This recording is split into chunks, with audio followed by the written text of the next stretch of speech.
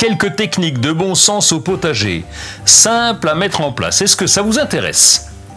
Gardez le sol toujours couvert pour réduire l'érosion en surface et pour garder la vie du sol au travers des vers de terre, des micro-organismes et des bactéries.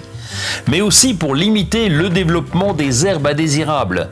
Limiter l'évaporation de l'eau et protéger les racines des plantes de la chaleur estivale et du froid hivernal.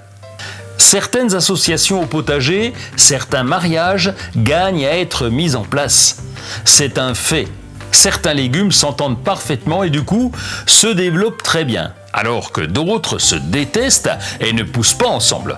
Pour faire simple, les plantes de la famille des apiacées comme la carotte, le céleri, le cerfeuil ou le fenouil et celles des brassicacées, les choux, le cresson, les navets, les radis, et celles des fabacées, les fèves, les haricots, les pois s'entendent très bien entre elles.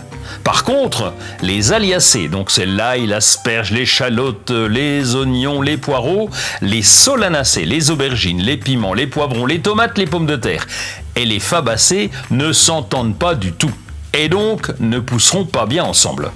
Celles qui fonctionnent, les tomates, le basilic et l'œillet d'Inde par exemple.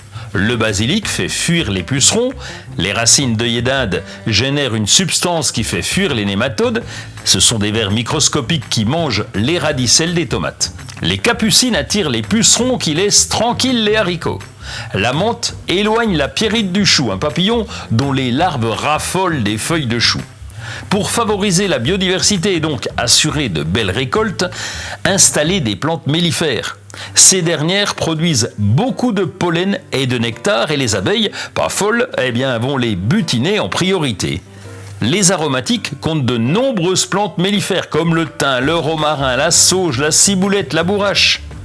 En fin de saison potagère, toujours dans l'idée de garder le sol couvert, semez des engrais verts. La moutarde blanche, la vesque, la facélie sont des engrais verts dont le système racinaire structure et aère le sol. Les plantes le couvrent et le protègent, et puis après fauchage, elles peuvent aussi fertiliser la terre naturellement. Allez, bon potager et surtout, car c'est bien pour ça qu'on jardine, bonne récolte!